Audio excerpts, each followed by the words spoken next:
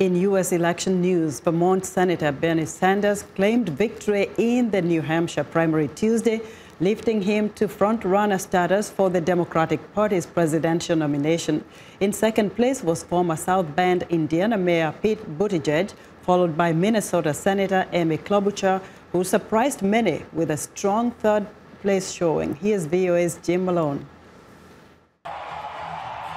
Bernie Sanders rode strong support from progressive Democrats and younger voters to a top finish in New Hampshire. Our campaign is not just about beating Trump, it is about transforming this country. It is about having the courage to take on Wall Street, the insurance companies, the drug companies, the fossil fuel industry, the military-industrial complex.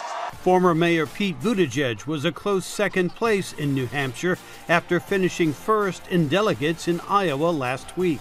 Buttigieg vowed to bring Democrats together. We have been told by some that you must either be for revolution or you are for the status quo. But where does that leave the rest of us?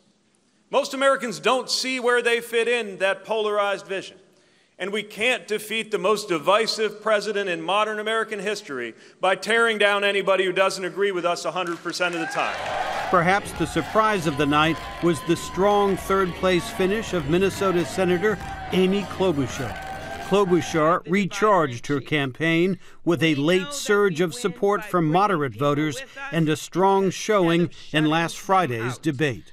Donald Trump's worst nightmare is that the people in the middle, the people who have had enough of the name-calling and the mudslinging, have someone to vote for in November. Klobuchar's top three finish came at the expense of Massachusetts Senator Elizabeth Warren and former Vice President Joe Biden. Biden's fifth-place showing was a blow to his presidential hopes, though he vowed to fight on when he spoke to supporters in South Carolina. So when you hear all these pundits and experts, cable TV talkers talked about the race, tell them it ain't over, man. We're just getting started. Warren also vowed to continue. Our campaign is best positioned to beat Donald Trump in November because we can unite our party. Many New Hampshire voters said they were looking for the strongest candidate to take on President Trump in November. Tina Olson supported Bernie Sanders. Yeah, I went with my heart, I believe in Medicare for all. I think more than anything, we're the only developed country who doesn't have it. Liz Ann Platt voted for Amy Klobuchar. But to be honest, whoever gets the nomination, I will be voting for them. Businessman Andrew Yang and Colorado Senator Michael Bennet both suspended their campaigns after poor showings in New Hampshire. The still crowded Democratic race now moves on to Nevada and South Carolina for contests later this month. Jim Malone, VOA News, Washington. Now, for more on Tuesday's New Hampshire primary, VOA's Carolyn Presutti is standing by live in Manchester, New Hampshire. Hello, Caroline. How surprising was it that Bernie Sanders... Hello, Esther. How surprising was it that Bernie Sanders took the New Hampshire vote? Well, it was expected that he would lead the race, especially since he won this primary 4 years ago. But consider this, he won by 2 points over Pete Buttigieg. So it's that narrow margin of victory that surprised everyone. 4 years ago, when I said that he won that primary, he won it by 22 points. So you can see the difference in this year. Of course, Amy Klobuchar was another surprise, that sudden surge that she had from the bump that she got in the Iowa caucus, and then her performance in the debate held here on Friday.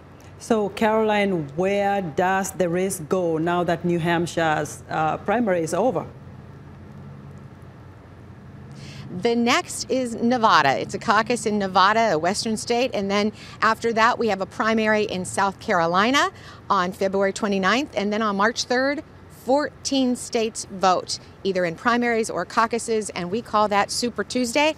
You can expect that field of candidates to be narrowed down immensely after that. So, Caroline, where does the Democratic Party now go with these results? What happens next? That's a really good question, Esther, and I'm sure a lot of the officials there are contemplating that right now. Who they have at the top of the ticket is a progressive, Bernie Sanders, right? But then right below Bernie is a moderate, followed by another moderate.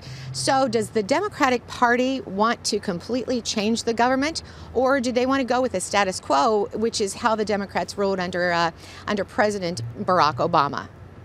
Wish we had more time, And it seems Caroline. like, you know, the voters are undecided too. Yeah. You know, it seems they're undecided too, all the voters are, because they are split. You know, half of them going for Bernie, half of them going for Pete. Thank you so much, Caroline, for your excellent coverage. VOA's Carolyn Presutti reporting live for us from Manchester, New Hampshire.